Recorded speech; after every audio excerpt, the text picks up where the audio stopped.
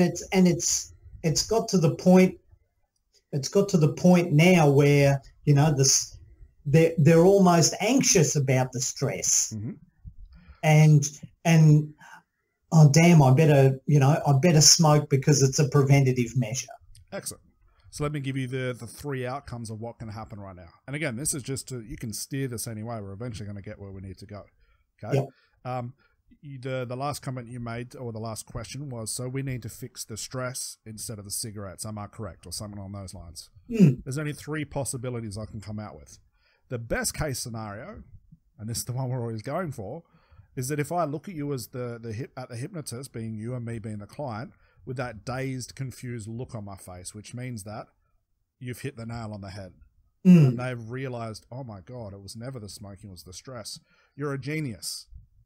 Session's on its way to being a success. If I turn around and say yes and agree with you, that also leads us down the right road. So my question to you is, to make this a little bit tougher for you, what are you going to do if I turn around and say, no, Michael, you haven't been listening to me. I want to quit cigarettes. Let's go down this path. I want to see how creative you can be. What does this just hold us? Where has this taken us? Or what's just occurred? Well, I'd like to know what else you need, or that your unconscious needs to reward itself with the cigarettes. Excellent. And pause right there. So what have we asked the client? What's the purpose with that question? Well, the reason being is that I've heard all the excuses as to why I have to smoke, right, as the client, because I'm stressed, because I'm this. But there's something else, because if it was just that, then you would stop that. So there must be something else that they haven't thought about. So let's take the harder road again. I want to keep pushing down this road to get you to a point to really stretch your mind and think. I turn around again and say, Michael, you're not listening to me. I don't know what else to do. I keep failing. Everything just doesn't work for me. I hate this. I have to quit. Now, even as a hypnotist like yourself, you've probably had these clients before. I've had several where it seems like you're headed, the question you're asking, you think, yes, I'm getting there. And then they hit the ball back into your court, and it feels like they stump you at every corner. There's a reason for this, but I'm curious to find out, what are your thoughts? What do we keep doing at this point? What's the situation we're in? I'm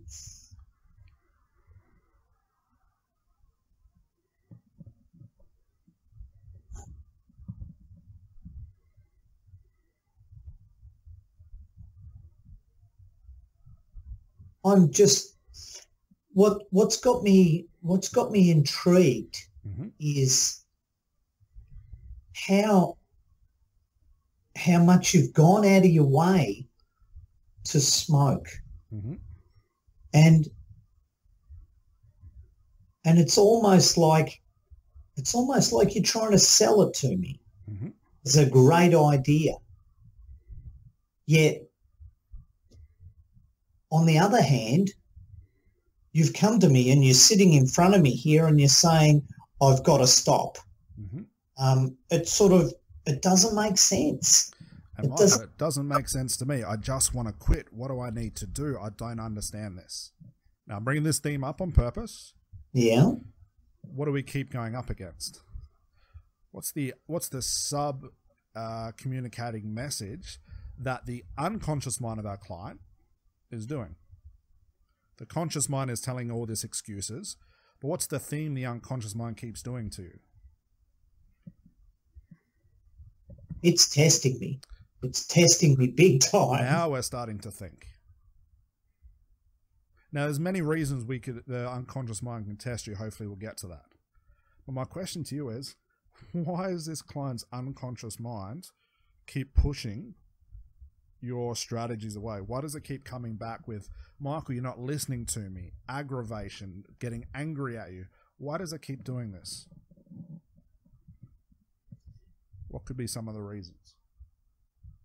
Well, I'm trying to take away its security blanket. Now you're thinking.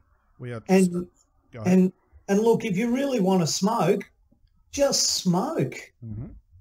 We've come But to a point. if there's a glimmer of a reason why you shouldn't, then let's have a look at that. Yes. And let's explore that, why you shouldn't.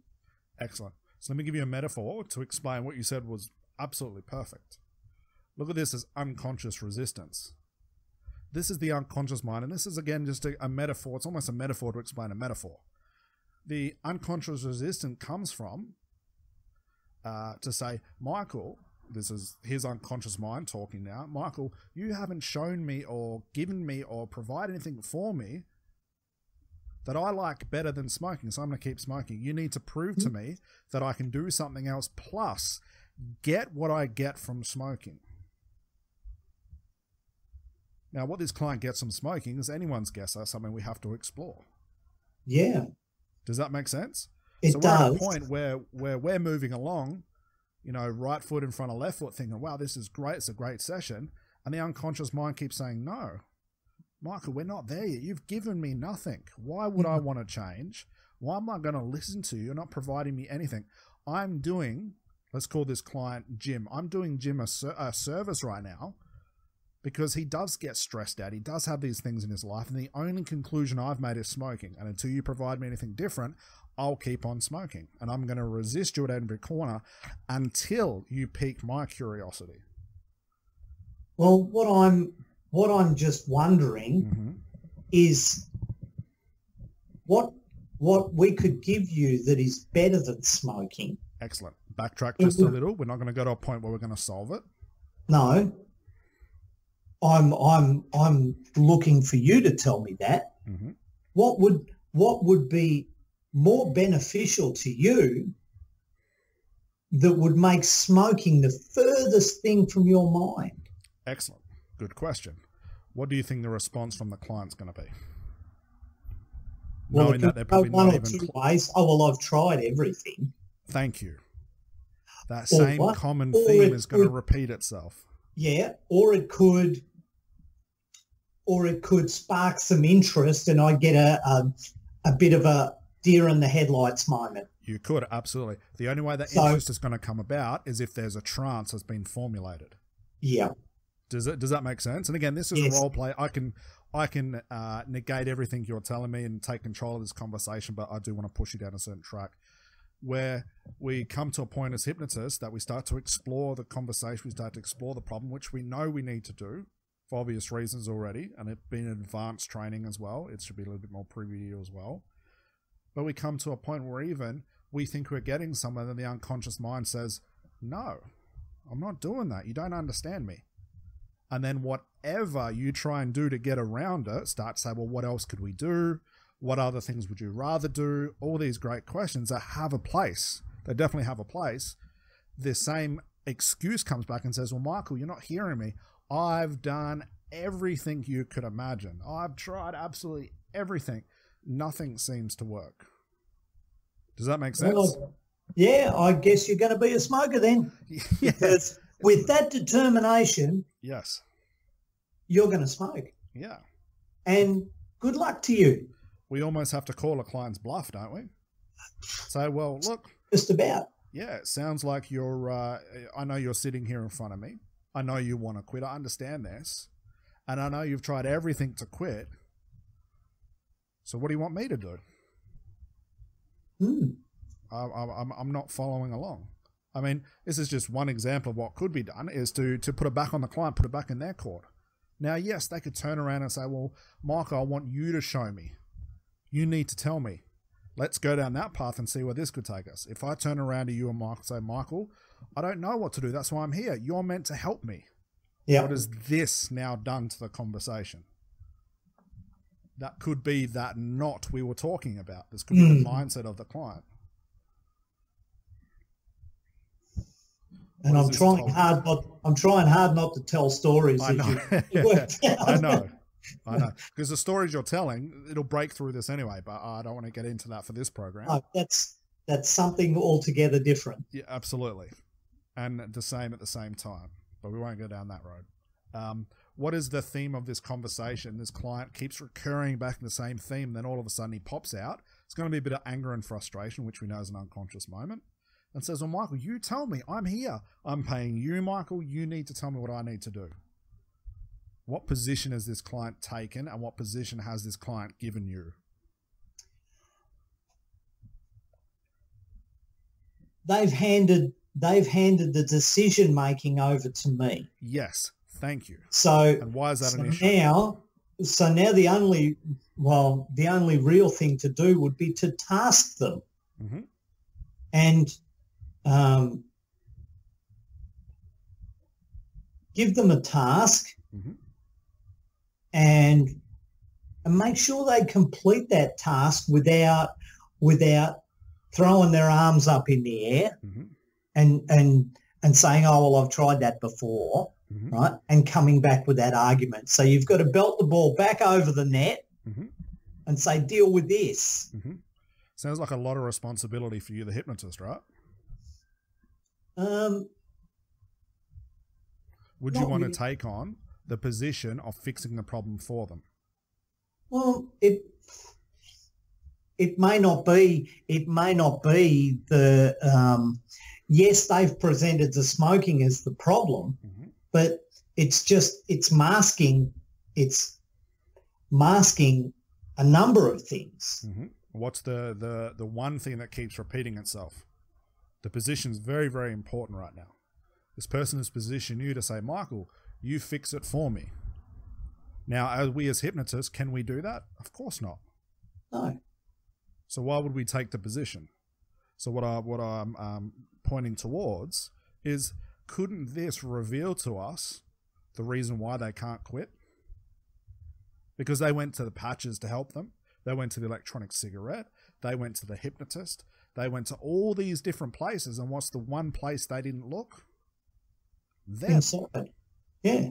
Would you agree that some sort of acceptance or some sort of I need to do this would need to be, if you will, installed, for lack of better words, before you can even move on? Because every time they quit, what are they going to say? Michael, you didn't do it. Yeah, Michael failed. Hypnosis doesn't work. My boss stressed me out. He made me smoke again. And what's the thing they're forgetting? Them. So you could see how even before you get into the cigarette thing, this could be the first block. They've made a decision about hypnosis already, haven't they? Doesn't work. Yeah, very much so. They've made a decision electronic cigarettes hasn't worked. They've made all of these decisions. So our job right now as a hypnotist, and yes, this is quite abstract thinking, is we need to clear that block to get some wiggle room. Along the lines of, we need to say for them to almost think, yes, all of that failed, and to take your metaphor before, but there's other things I guess I could do. Bang, we have them moving towards a positive outcome. Right now, it's everything else fails and it's everybody else's problem. Now, you being a hypnotist, that doesn't sound like any of your clients, does it? That categorizes 99% of your clients. It did for me. Absolutely. It's always everybody's, and even myself. The problems that I have in my life and problems you have in your life, we go external and we blame everyone else because it's a lot easier. It's just human nature. Well, that's, path of least resistance. That's it. So let's, just as an understanding, and again, this conversation could have gone anywhere. I'm glad it went down this road because this reveals some really important principles. The principle being that our client, we have to turn the responsibility back onto our client. We can't fix things. It's like a client says to us, you need to do a regression on me because it's what I read in a book. And that's the only way I can stop eating junk food is with a regression. They're already taking the position to try and control the conversation or control the session. It doesn't work that well. So understanding this, let's take the client and the hypnotist position again. And I've said to you, look, Michael, I've tried everything. You need to tell me what I need to do. How are we going to clear this block? Let's get back to being curious. What are we going to do? Well, I'm wondering what you'd like me to do. Excellent. And I'm the thought that's going through my head at the moment, I had a similar client, and it said, "Oh, I got more out of, a relaxation technique." So we did the relaxation technique, and that got the person into a point where I was able to put something else there. Right? So to shift that conscious mind just enough to put something in there to rattle the unconscious. All right, what I want you to do, sum all that up for me in one question. I'm going to resist your storytelling ability. Okay. What are you really trying to ask me?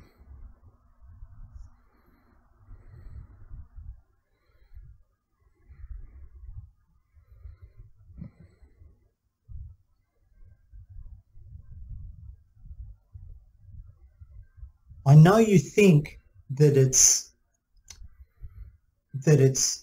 down to me to provide the solution for you, but the solution lies with you. Still too much. Don't teach me anything. It's a great lesson, but I could turn around and go, Michael, that's rubbish.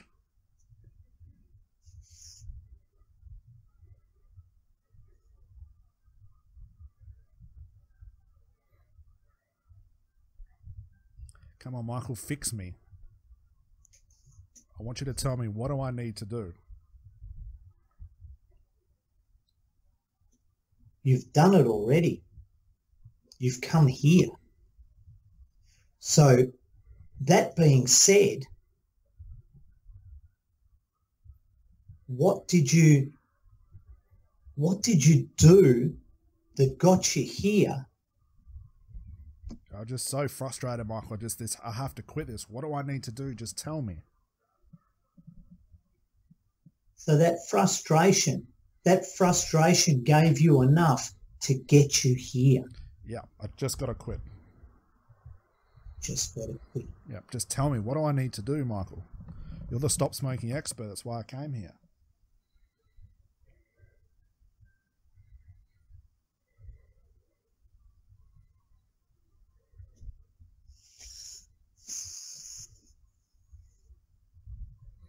You can tell this client's holding on to this position quite firmly, right? Absolutely. Now, even if we started to say things like, the answer's inside of you, you can do this, you're more of a man than you think you are, they're not in the right position, they're not in the right mind, in the right headspace to even believe that. That's some great coaching metaphors that might illuminate someone's imagination for a couple of seconds.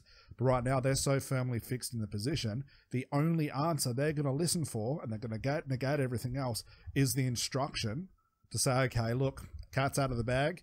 Here's a solution. I've written it on a piece of paper. Take that away with you. You'll be good. That's what they're waiting for. So we need to break this, because we're probably right on the edge of what this client is really blocking.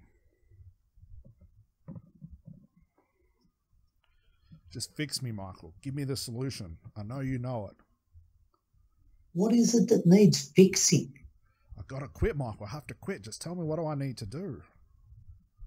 Quit what? Thank you. We need to put the position back into our client and almost say, well, what do you want me to do? What are you expecting me to say? And I'm going to carry on from that, and I'm going to do this.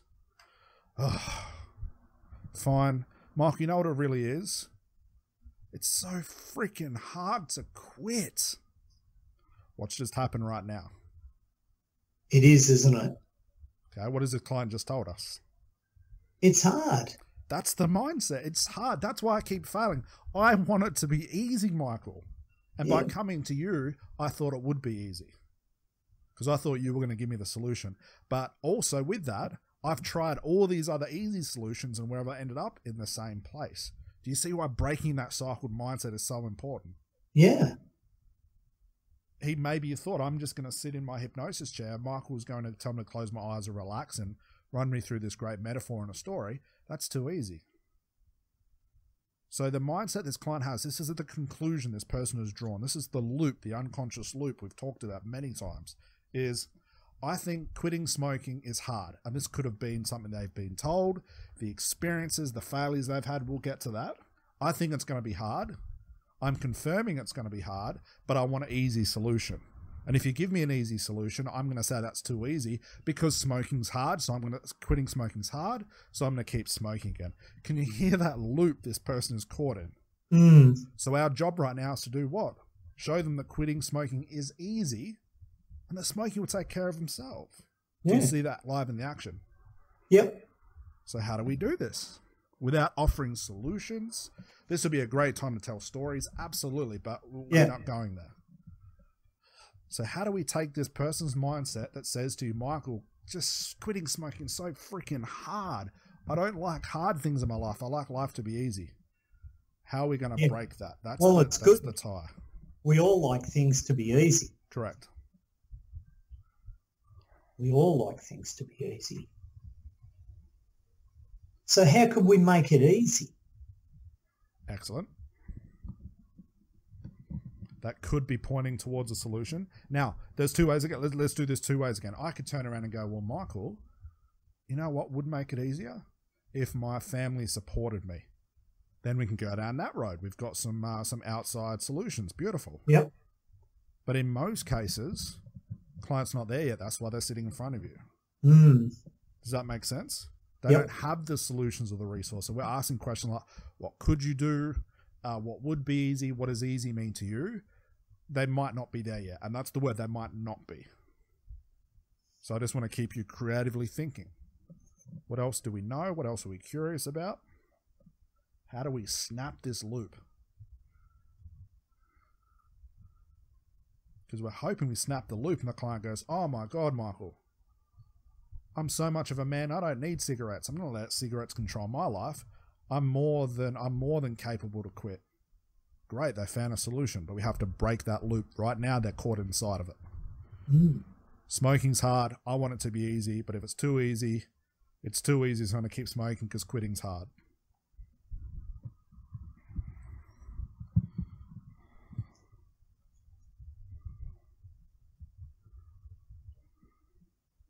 Smoking's easy, but quitting's hard.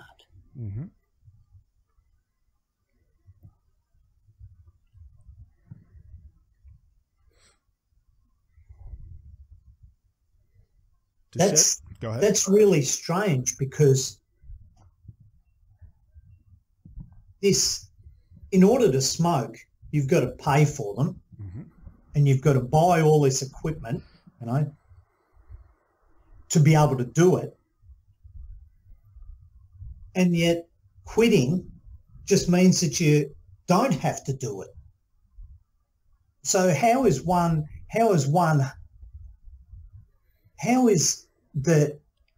to do nothing is really hard, but to do something is really easy? Excellent. Sum that up. What are you trying to ask me? You're on the right track. Well, if doing something like smoking is really easy and doing nothing like quitting is really hard, why don't you just not quit? Excellent. So now we start to play with our logic, correct? Yeah. Excellent. So that's one way. What else could we do?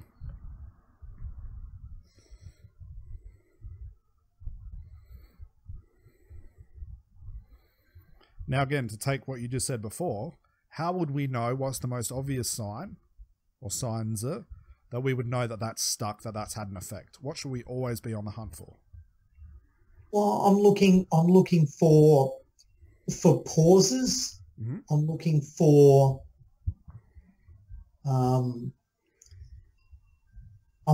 unconscious signs, and it's very hard because I've not got anything visual to work with. Of course. But you're always going to be on the hunt for those moments, correct? Yeah, absolutely. So if you've got a really good moment from that question and they looked at you and went, what? Huh? What's being indicated right then is they're right on the edge of that loop. So that loop has been interrupted.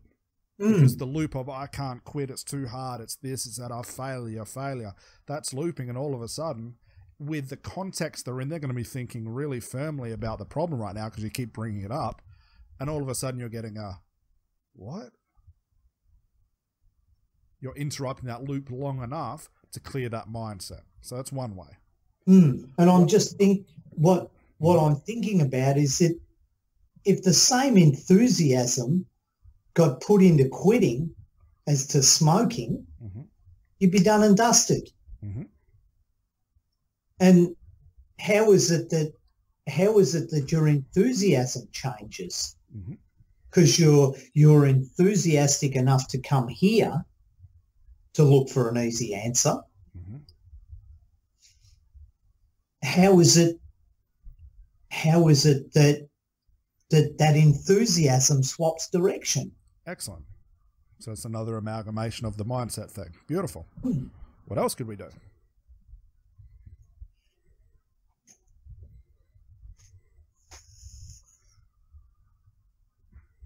I'm wanting to know when you're no longer a smoker, because that's going to happen, what benefits you're going to get out of it. What benefits would there be to not smoking? What are the chances our clients already thought of that? Quite possibly. Yeah. So where would we go if I started to say things like, go ahead. They're not real enough to him. That's right. So talking about them might be enough. You might revivify an emotion. They have an outburst of unconscious moments. Fantastic. But the majority of cases, you're going to get things, well, Michael, I just want to be healthier. I want to save money. Just the normal off-the-top conscious thinking. Yep. The same theme I want to keep playing with is this idea of quitting smoking is hard to do. This is the conclusion they've come up. That's the outside of the loop. That's what keeps that loop spinning. So how are we going to penetrate that loop? Using the logic they've come up with. Because the conclusion they formed is wrong. We know throughout, or we know historically in the clients you've worked with, that some people quit smoking really, really easy. It's the easiest thing they've ever done. Yeah. Some people just put the packet down. They don't have to think about it again. Some people struggle. Some people land straight in the middle. So any conclusion can be drawn. The one he's concluded is the only conclusion he's willing to accept. Is it? It's really... Yeah, it's what the unconscious mind's holding on to. That's the excuse the unconscious mind's going to keep giving you because it's still getting something from it. Yeah. So what else do we need? What else could we play with? What other understandings could we provide this client? Well, think about it like this, and I'll throw some ideas as well to keep your mind thinking as well. It's not a bad idea to bring back the themes that he's been talking about. And just to recap where he is just say, okay, so you're here to find the easiest solution. What's so hard to believe that it can be easy? Doesn't sound like much, does it? No. But what have I introduced? Hard.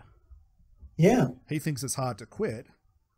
And he's told us, I've tried everything that we could assume he thinks was easy and didn't work. So what's so hard to think that smoking could be easy to quit? Well, it's not. I understand that. But what's so hard to consider that it's easy enough to think about it differently? Well, you don't understand. You don't understand, Michael. It's not working. It's really hard. I get that. So you're here to find the easiest solution, and that's hard, correct? Well, yeah. So I guess if we find the easiest solution that makes your hard, as far as quitting, so easy regardless of it being hard. Now, that's just a silly, again, it's just a confusion technique, but I'm inviting the themes, I'm reorganizing them for him and giving them back to him. I'm not introducing anything like the power's inside of you, anyone can do it, just put the cigarettes down. I'm not introducing that. I'm just muddling up the loop that he's given me, and that's another way to penetrate it. Does that make sense? Yes. Now, consciously, it makes no sense. I'm talking almost rubbish. But because I'm using the same reality and the same themes that makes that loop spin, there's chances that it could have an effect. Another one could be to say, you work hard for your money, right? Well, yeah. Would you really want to work hard for something that makes it hard for you to actually have to continue to work to make and get something that's hard each time? That's just another amalgamation of what he's telling us without so much conscious content. Yeah. He does work hard for his money, and he's paying for something that's hard to quit that he wants to do. I'm taking out the conscious information and just repeating that hard thing back to him. Does that make sense on a confusing level? Yeah, So where are your thoughts? What else could we say to him? Let's just keep creatively putting these out.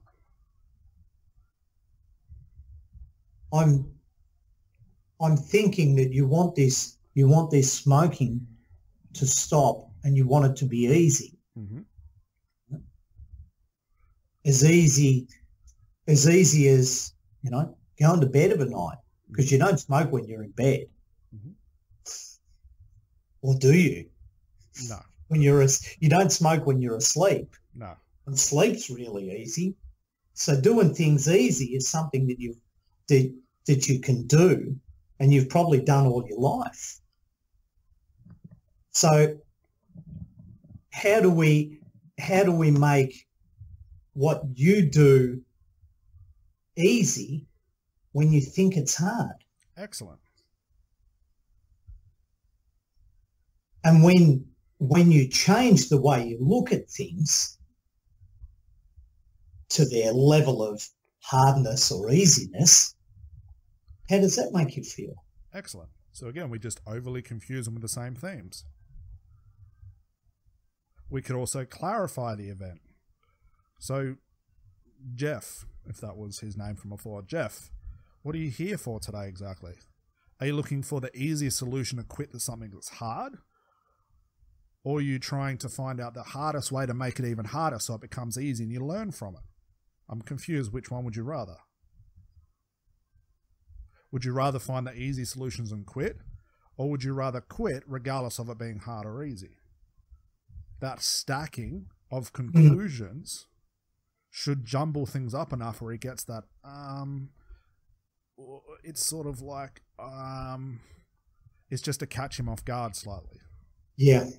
It's just to move that conscious out of the way. That's it. It comes back to that metaphor, to get the conscious out of the way, even if for a split second, for them to say, is enough, where we're starting to loosen the way forward a little bit. Yeah.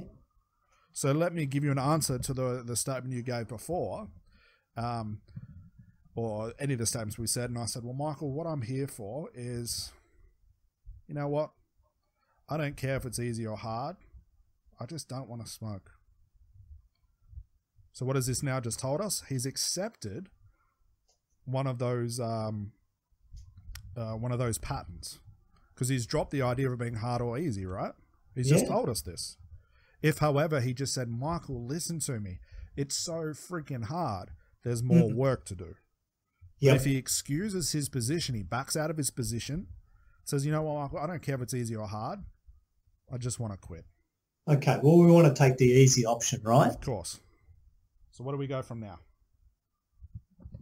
So now what we need to do is we need to find out just how easy it is for you to stop smoking. Excellent. Now, why we've used that opening statement before to say, you know, how many ways can we find so it's easy and da-da-da. Back then, it didn't have the right place to sit. Why would this now have a better place to sit? And it would probably be the exact same question I would have asked. Why would this be more accepted? Because you've broken the loop and you've given you've given yourself the opportunity to put something in there. Yes. So even if the loop closes up, it'll never be the same loop again. Now we're thinking. We had to move the loop. We had to distract the loop. We had to destroy the loop enough in order for this repositioning to take occurrence. We had to make sure that we loosen the position in order for our new suggestion. And it's nothing outstanding as far as a suggestion. It's nothing to say that it's all full of language patterns and an Ericksonian approach or any sort of confusion. We had to open up their position, get them to drop what they were firmly holding on to and say, well, now that you've dropped that and now that's forgotten, let's figure out what we can do with you now. What else can we do to help you quit? What else can we do to get you past this cigarette thing? Now, we haven't done anything really hypnotic, have we? We haven't even really started. We're investigating the problem. No, but their unconscious, yes, is now, and I'm thinking formed a relationship with our unconscious. That's it. We put right? them in There's a bit of a handshake going on. That's it. So we've decided that we're going to help one another. That's it. So why not make it easy? That's it.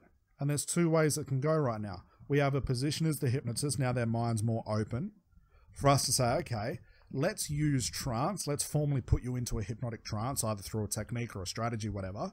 Yep. And then we can move them through the trance with the theme of find those things you need to do to quit.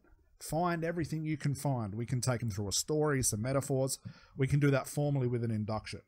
Or, and this is just another case scenario, we can keep talking to them, knowing that a trance will ensue naturally by itself. Yep. And keep offering, what else could you do? What could you do with this? How about that? What about this? And those things get collected unconsciously. So when they do fall into the trance, they're already waiting for them.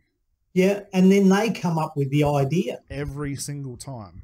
And when they come up with the idea, yes, then there's some weight behind it because it's good. It's their idea.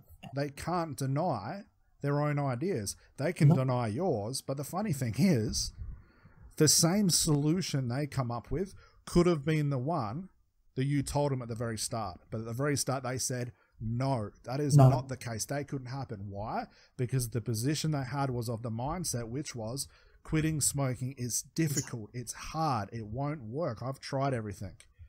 Whereas right now, they're in a place where they've dropped their position. They're taking your position and they're waiting for, okay, Michael, where do we go with this? So let's take that position. I've dropped the mindset issue that I've had, and that was just an easy way out. And we're now at a point where you need to start, my mind was closed before, how can we start offering suggestions or asking questions that would open up my mindset, keeping the same current theme? Where do we need to go with this?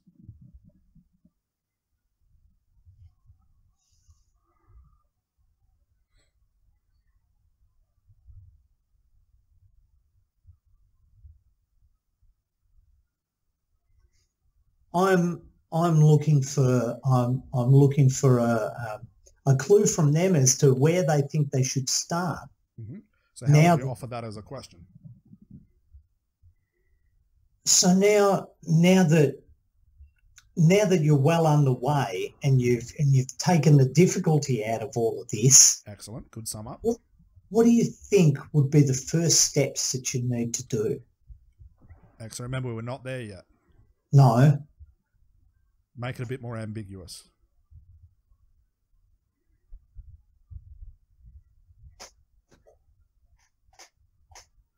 Where would you need to go to ensure that it's not hard? Excellent. Fantastic. The reason that's so great, because you've brought in the reoccurring theme. See how you're cementing that in? Mm. You're saying to a client, okay, now that doesn't matter whether it's hard or easy. Where's all the places that you know is not hard to quit that you keep missing because you thought it was? Mm. Now, your client's going to go, what? But it's going to spark an idea inside of their mind, because I've said to them in logical terms, great, we know where you can't quit. Where's all the places you can go so you can? You could even say that. Now, I like the way you did. You added that theme of it being difficult. We keep cementing that in. Does that make sense? Mm. So let's pick up on what you said. I love the way you said that. And you've said, so where else do we need to go? What else do we need to do that you know is not going to be hard or difficult? And I come back with this. Well, I guess I just need to stop buying the cigarettes, Michael. What have they found? They've found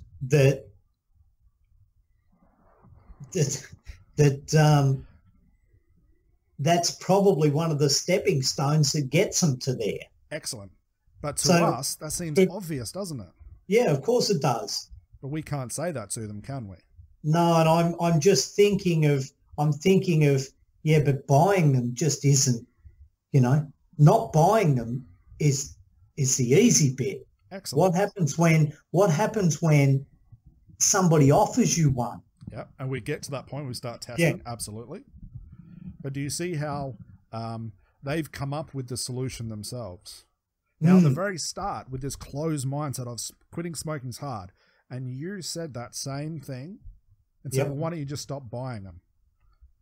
How many of Jeff's friends do you think have said that to him? Yeah. All of them. How many times do you think Jeff has tried that? Many times. But Yeah, well, every time, it seems too easy, so it must be hard. It revigorates that quitting smoking's hard. And if I just don't go to the shops and spend my hard-earned money, that's easy. But too easy becomes hard. Because I'm in the position that giving up smoking is hard. So right now, we've reintroduced an idea that has sparked their idea that said, well, I guess I'll stop buying them. Which means they found a resource. They found something.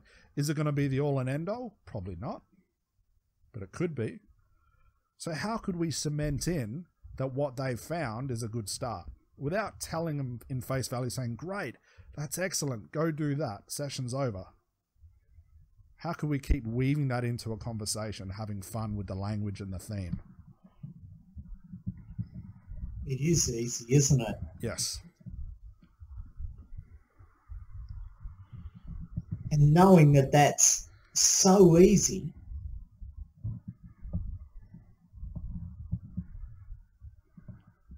what else could you use that's easy to help you not smoke? Excellent. So we can keep pushing them forward. Excellent. So it's one option. We keep pushing them forward. We keep opening up the mind. But we can also backtrack and use that as our plot for it. Could go into a story or a metaphor or just a little bit of fun, conversational fun. And it could be like this. So, I guess just stopping buying the cigarettes, that'd be the easiest way, or an easy place to start, right? Yeah. Well, that takes all the hardness out of it, doesn't it? Now, excuse the what could be a rather weird metaphor, but do you see how I've reintroduced the same thing? Yeah. So, well, because all those times you've been hard up for money, you still found money for cigarettes. What a hard decision it must have been to say, well, I could buy this or I could buy cigarettes. Knowing that the cigarettes you're going to do will give you that hard feeling that you hate, all the while an easy decision to do something else, like stop buying them, like you just told me, was always there. Yeah. Silly the way we think, isn't it? It is. Do you see how we've just had fun, but I've cemented in the same? These classically could be known as embedded suggestions, but they're more than the embedded suggestions. I'm having fun with the scenario he's given me. I'm reaffirming that, yeah, by doing that, that's one way to do it. That's not a hard decision, but I can't tell him that at face value. No. Does that make sense? It does. So let's go from where you were to open them up and say, well, what else could we do? The only thing we have to be aware of, we can't keep that theme up. So great, you'll do this. What else could you do? What else could you do? That could come later when we're testing and future pacing if we go down that road. But let me give you another resource. Let's say from that question, my eyes start to flutter and I fall into a weird little thinking trance for a couple of minutes. And then my eyes shoot open like I've been startled. And I go, oh my God, Michael, I've got it. It's not that I'm just going to quit. I'm going to start going to the gym to get as healthy as I can. That's what I really want to do. What's just occurred right now? His unconscious has put everything into place to give him the reward for the reward's been given. That's it. And why is the reward important? Because we go back all the way at the start over an hour and a bit ago. The unconscious one has to have some sort of reason to give up. It does. The smoking. Now the unconscious mind, just an example, has turned around and said, well, you know what? Michael makes a lot of sense. I think Jeff needs to go to the gym. If he goes to the gym, he'll get healthier. He'll get so healthy, he'll start to feel attractive about himself. He'll work out. He won't need smoking then, because all along, Jeff's only been smoking to feel acceptance in a group. Now that Jeff's feeling good about himself, he doesn't need the smoking to be accepted because he'll be attractive to the opposite sex and they'll like him for who he is. Yep, Michael, you've got it. I like that. The resource is, Jeff, you're going to the gym now. Yeah. To see how that conclusion could make its way around. And like what you said, to sum that up, it's the reward. It is. Now, by digging deeper at the very start, we could have got to the fact where Jeff said, well, the only way I feel accepted is by smoking, and I've got no friends, so I guess I'm not being accepted enough. Maybe I need to smoke more or something like that. This weird conclusion he comes up with. And usually the conscious mind has got such a good protection mechanism. That's it. That, you know, that will be buried a long way down. Of course it will. It will be hidden, and it will be so buried that even when it comes to the mind of a client says, no, that can't be it. It's got nothing to do with my childhood, and it blocks that information. The reason why we have to move the conscious mind out of the way is so that information comes out. It slips out. It's like the Freudian slip. And when it comes out of your client's mouth, they're as shocked as you are to hear it for the first time. You've seen it with your clients when they say something, they say, oh my God, I haven't thought about that for years. Where did that come from? I can't believe I just said that. It's because it's so new to them, but it's also, the paradox is it's already a part of them. The unconscious mind has packed it down, but then when it's felt, okay, Mike was a great hypnotist, great rapport, here is that information. The conscious mind denies it because it says, well, if you say this, you're going to feel vulnerable. I don't want you to feel vulnerable. No, I'm going to block that. Yep. Does that make sense? It does. So thinking back on now, for people listening at home as well, if this is the first time taking a hypnosis training, this is advanced thinking. This is creating the mindset of a creative, what I call a master hypnotist. So bear that in mind as well. The point is, hopefully I've made as well, we haven't gone anything too hypnotic as far as language patterns. What we're doing is we're utilizing the presenting loop. We're utilizing that loop that a client is caught in as our way in, as our trajectory into breaking the loop. Instead of bringing external techniques to try and destroy the loop. The image that comes to mind is one of those old 1980s video games where you get a little plane that shoots like asteroids and destroys the asteroids. You bring in a plane to shoot down the asteroids, and you move further up into the game. That's bringing external stimulus. What we're doing is we're using the asteroid, we're landing on the asteroid and exploding it from the inside out. Does that make sense? It does. And by keeping the same themes of the loop, it fits their reality. It's more willing to be accepted when we're saying things like, well, I guess if you do everything that you haven't done, that's got to be an easier decision than what it is hard, right? I've brought in the same themes. I've just had fun with the language, but I'm using the same themes. It's got to be more accepted. Rather than client comes in, sits down and says, Michael, I want to quit smoking. And you go, great, close your eyes for me and relax your feet, relax your head, and go through this story, which has an effect, absolutely. Hoping that they'll wake up after it and go, wow, I'm just not going to buy the cigarettes anymore. What we've done is it in a more of a conversational way. We've got to the root cause, if you will. We've got to the loop, and we're trying to be included in the loop.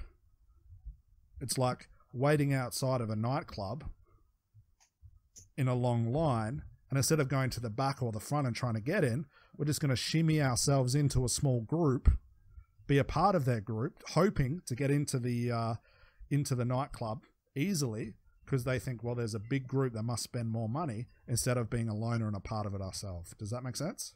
Yes. I want to use the reality strategies. The reality strategy for this client was giving up smoking is hard, so we need to use that logic against him. Yep. Go ahead. I've got a great story for this. Sure. But that's for another time. Sure, we can get into that another time. What the idea behind getting into the loop and destroying it is like clearing all the data, clearing the file. We're starting with a fresh palette. You can paint your picture then. If you wanted to paint a masterpiece, you wouldn't paint over the top of another one.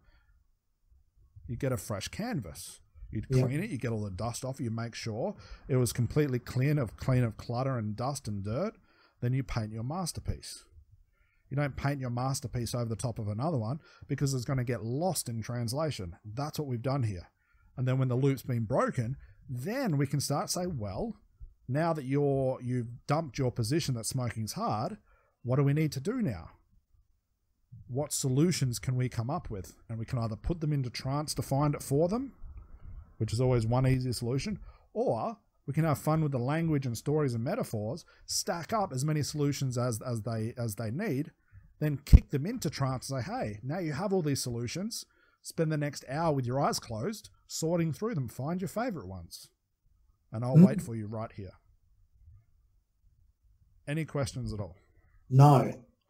Quite a lot of information, all based on the assumption of a smoker. What I want to highlight is fixing the mindset. Yeah, it doesn't matter what the presenting problem is. That's it. It's there's a mindset issue. The problem's always going to take a back seat. Yeah. It's always going to have a plastic coating around it. You need to get through the plastic coating first.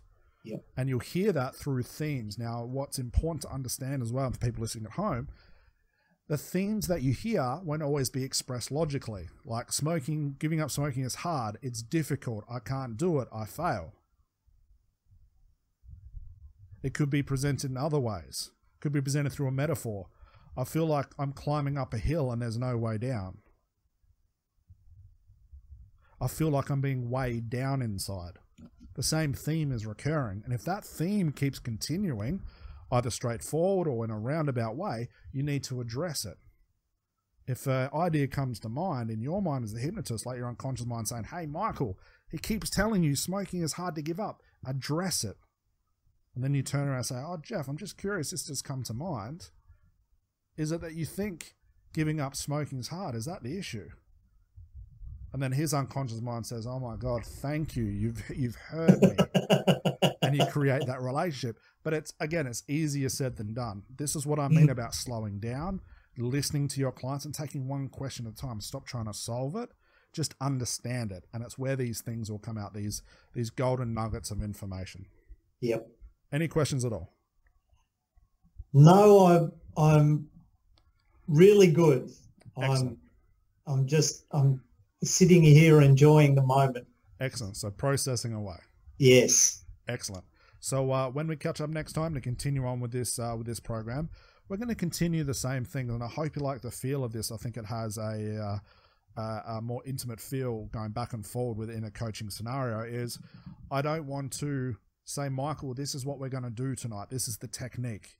I want to just start somewhere and say, look, these are the principles that have already presented themselves. Let's make sure you understand them, then weave the conversation or the process itself to wherever it needs at that certain time. And we'll use smokers, we'll use weight loss, and we'll just keep going through all the ailments and afflictions our clients can have to just piece together this weird and wonderful thing that we call conversational hypnosis. Because and the thing that comes to mind, Scott, is it just takes the weirdness out of it. It really does. And it stops you preparing things beforehand. It stops you sitting there for an hour before the session going, well, what is my client going to say? Well, if they say this, I'll say that. If they do this, I'll do that. But what if they don't go into trance, then what I'll do? Well, I'll do this instead. But if that doesn't work, I'll do this. Think of the attitude that creates when your client who's stressed out, they're angry, they're frustrated, they're sad, they walk into an office where you've spent the last hour being frustrated, angry, and sad because you can't work out what you're going to do. That gets picked up unconsciously by your client through subcommunications from your mannerisms, the way you speak, your tone.